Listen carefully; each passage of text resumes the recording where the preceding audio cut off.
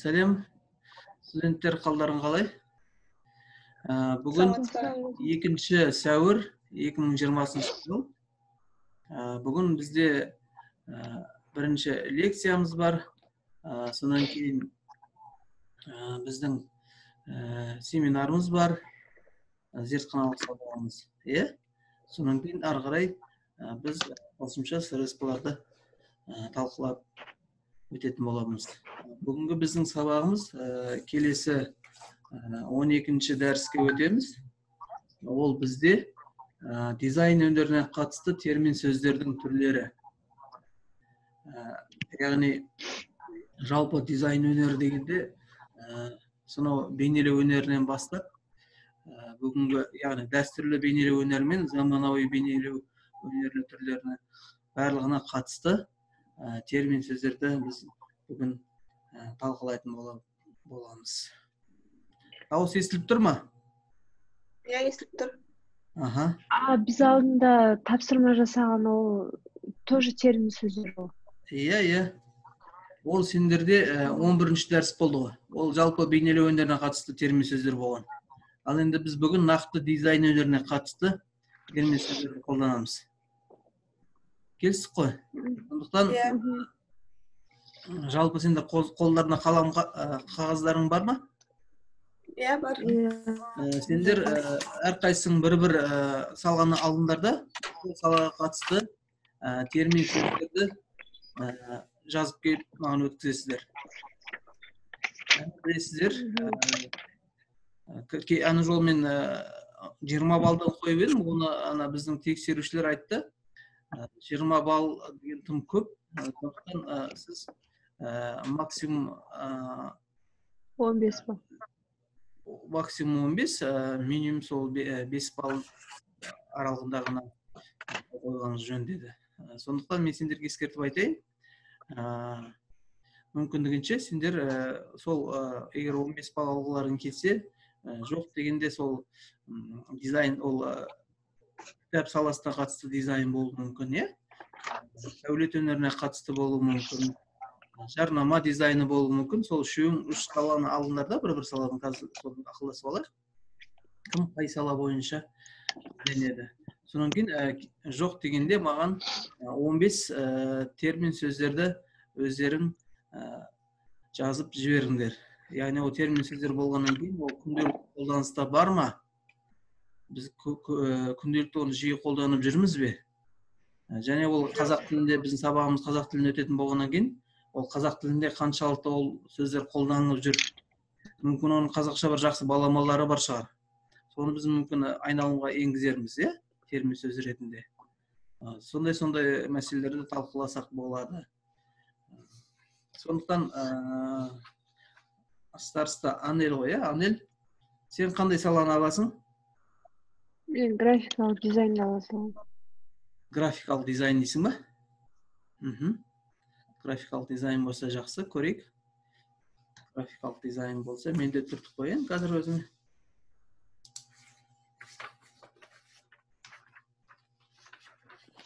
Екеуі аты қандай? Ау? Какой хочешь, выбирай сама. Так. Анель, графикалық дизайн. 15 сөзі жазып, соны талқылайтын боламыз.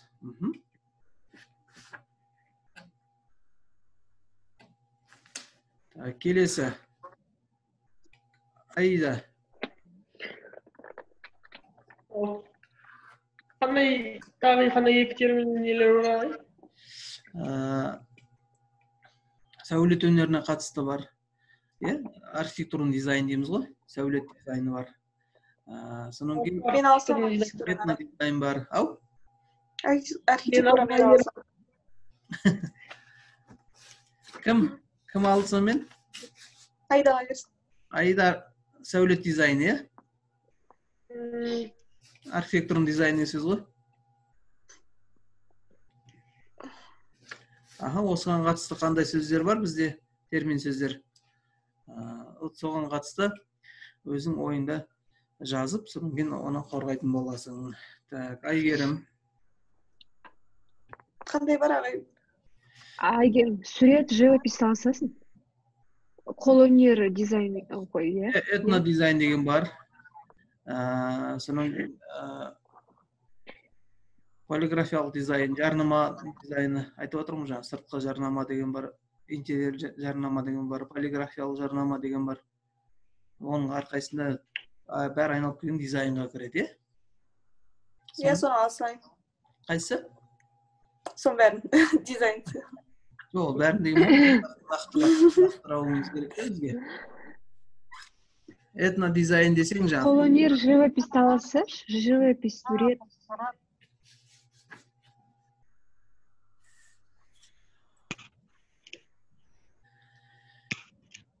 Айгерім, Ау, ағай, любойны айтсаң соны жасайын. жауабыңыз ба? Живопись болса живопись. Живопись саласайын онда. Живопись дегенде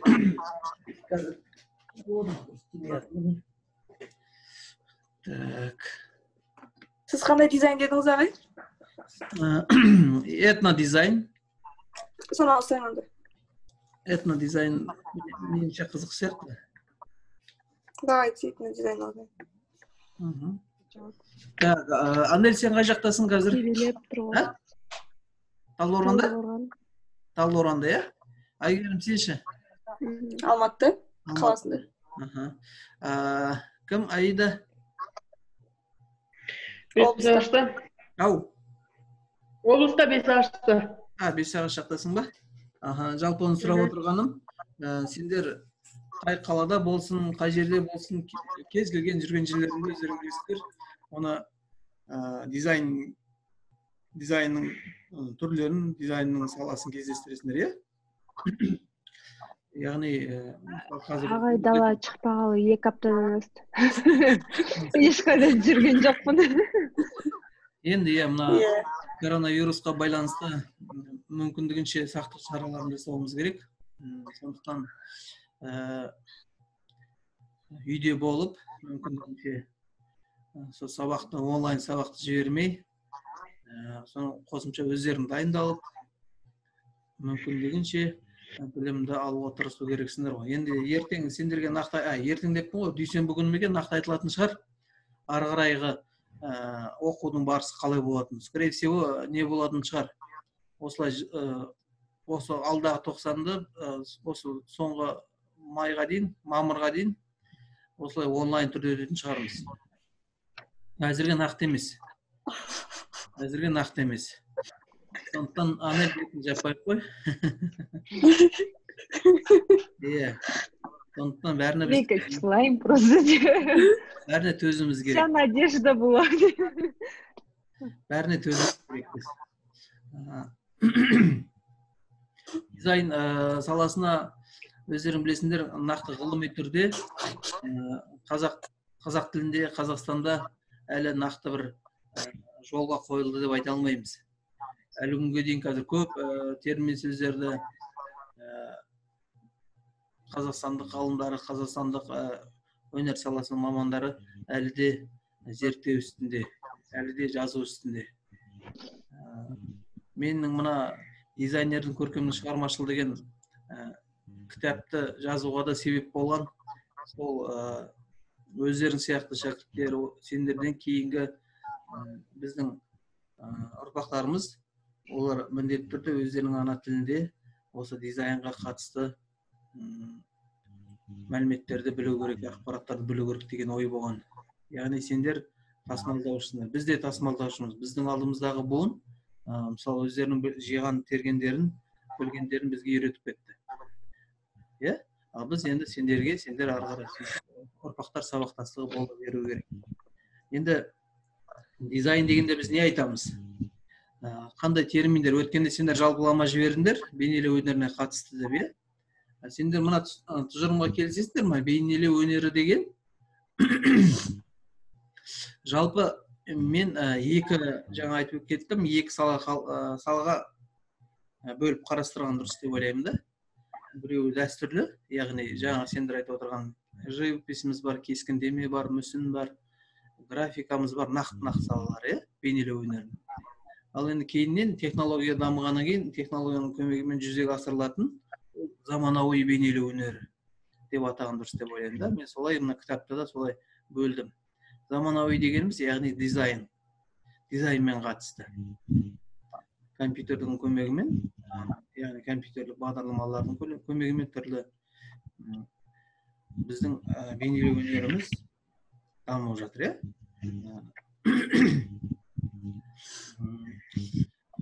Қазір айтатын болсақ, қалада болсын, ауылда болсын, тіпті кез келген жерде жаңа айтқандай біз дизайн саласын кезіктіреміз. Бір ғана айталық, мына үйдің ішкі өздерің отырған бөлменің дизайнына дейін, ондағы жиһаздарға дейін, қолдарындағы ұстап отырған қағаз қаламға дейін әрқайсының дизайны әртүрлі. Сондықтан Айгерім есінемейміз. Естіліп отыр ғой, Жоқ, естіліп отқан жоқ. Естілмей тұр ма? Естіліп тұр. Енді сендерге мен қазір айтайын дегенім, бір какой-то звук мешать етіп тұр бар ғой, деп тұр. процессордың дыбысы шығар, дырылдап тұр дейсің ба? Иә. Қазір. Сендер отырыңдар, мен қазір бір скрин жасап алайын.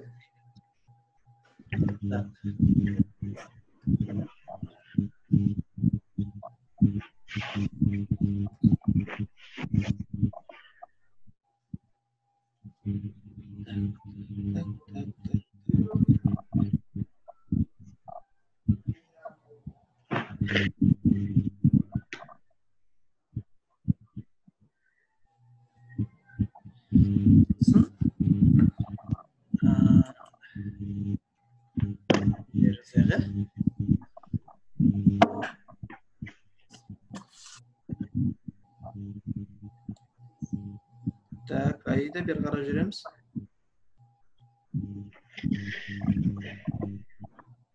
Қайтадан.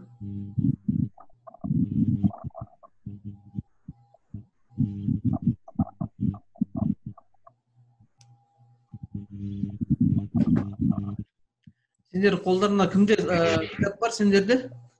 Қайсында кітап бар? Менде. Айгерім, сенде ғана ма не? Міне екі қызға не? Ауылға кеттік. Бар. Бар ма? Иә. Кітап бар болса, онда сол кітапты ашып қарайсыңдар.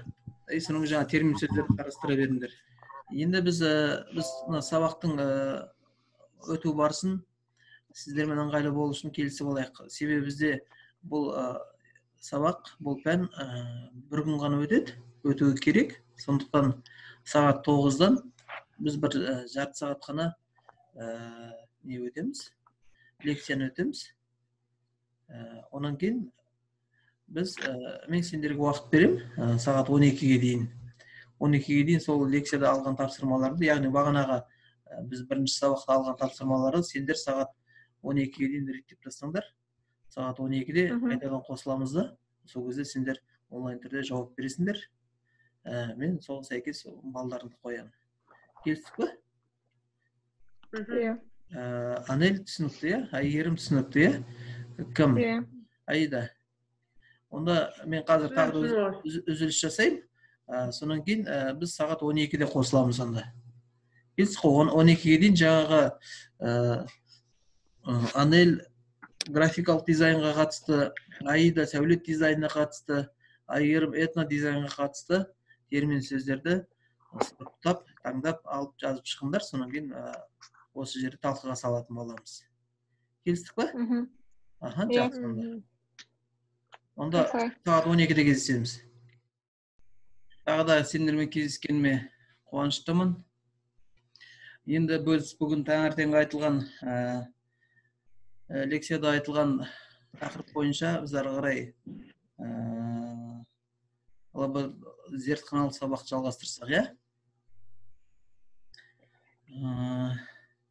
Анельдікі қатып қалды ғой. Мен жасап, дистанционный курсқа салып тастадым. Жіберіп қойдың ба маған? Иә. Мен оны әлі көре албай жатырмын ғой. Қазір көрейін мен мына жерден.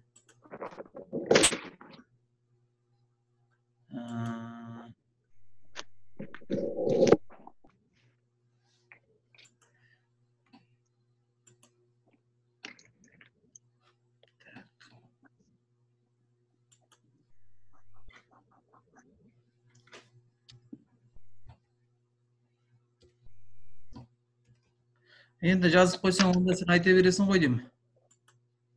Кімдікі дайын? Анель? Ау. Дайын болсаң, онда айта берсеші. Оны қалай айту керек? Қалай айту керек? Аха, не жаздың сен? Просто, короче, біріншісі визуальная композиция, көрнекі композиция, коммуникационный дизайн, коммуникациялық дизайн, 3 компьютерная верстка, компьютерлік орналастыру, 4-шісі типография, баспахана, 5-шісі реклама, жарнама, 6-шісі логотип болады, 7 растровая графика, растрлық кескін, 8 векторная графика, векторлық кескін, 9 программа, бағдарлама, 10 веб-дизайн, ол веб-дизайн болып қалады, 11 брендинг, упаковка, ол брендинг, қаптама, арт, өнер, содан кейін қазір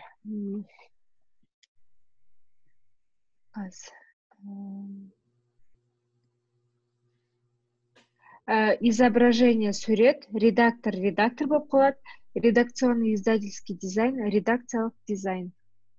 15. Сен өз Анель жалпы мына не түсіндің ба? Термин деген термин сөз дегенде ол бір сөз бар ғой, бір сөзді аласың. Анель Нүсіпова емес, мысалы Анель деп қана Анель деген сөзді алған сияқты ғой. Жеке сөзді. Қос сөз емес, көп сөз емес. Түсіндің ба? Анель.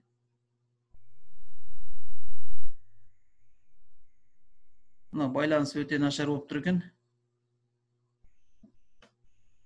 Сол қиын болып отыр, бізге қайта-қайта жоғалып кетіп жатыр.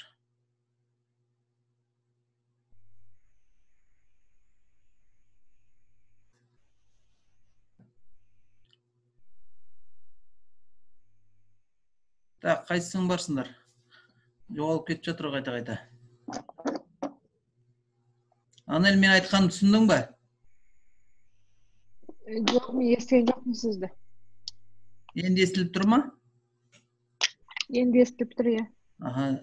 Термин деген, термин сөз дегенде ол бір сөз айтылады. Бір сөз. Қалай бір сөз? Вот, мысал үшін, сен жаңа айтып отырсың, дистанционное обучение деген сияқты. Дистанционное обучение деген, мысал айтқанда. Ал термин дегенде ол бір сөз айтамыз. Яғни, дизайн, Анель Нүсіпова дегенде, мысалы, Анель Нүсіпова екі сөз ғой. Сен оны Анель десең, сол термин сөз болып шығады. Сол сияқты. Бір-бір сөздерді алу керек. Түсіндің ба? Например, типа реклама, жарнама, типография, баспахана, иә? Иә, сол сияқты. Сондайларды алу керексің. Сонан кейін... Мен наяқтан жасай салыңыз айтысам болады ғой? Айт, иә. Короче, визуальная композицияны, просто композиция десем. Композицияң қазір сен ол ауыспайды, аударылмайды, қазақша? Иә, визуальная болса көрнекі екен. Коммуникационный, коммуникациялық. Визуальный, көрнекілік. Иә. Коммуникационный, коммуникациялық бола берсін тогда. Дизайн болып қалады. Компьютерная верстканы тогда просто верстканы алам, орналастыру деген мағынаны білдіреді. Типография, баспахана, реклама, жарнама, логотип, растровая графика, тогда растрлық бола берсін, векторная, векторлық, программа, бағдарлама, веб-дизайн бола берсін, бір сөзде. Брендинг, тоже брендинг, М. упаковка, қаптама, изображение, сурет, редактор, арт, өнер. Мгм. Енді түсіндің ғой, иә? Енді сен Енді мазалап түсіндім, жүрген иә. қандай мәселелер бар осы салаға қатысты? Қандай сөздер саған түсініксіз? Бұл біздің неміз ғой, сабағымыз бәрі түсінікті. Түсінікті, иә? Иә.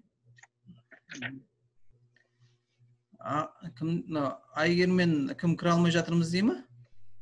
WhatsApp-қа жазып жатыр ғой. Не, қуады ғой деймін сет. Сет дұрыс болмай жатыр ма? Кеше де осылай, именно обедте, короче, сабақ өте алмай қалғанбыз біз.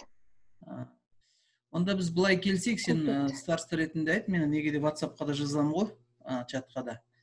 Онда біз таңертең сағат мүмкіндікше тырысайық, өз уақытында бастайық та. 9-да бастап, 9:30-ға дейін біз лекциямызды өтіп алайық. Тапсырмаларды алып аласыңдар сендер. Содан кейін 12-де емес, онда 11-де. 11-ден бастап сендер сол неге қатысты тапсырмаларды орындасаңдар. Е? Әрқайсымызға бір 5 минуттан жіберсек әрқайсыңа. 5, 10, 15 минутте, 15 минут айтып шығасыңдар.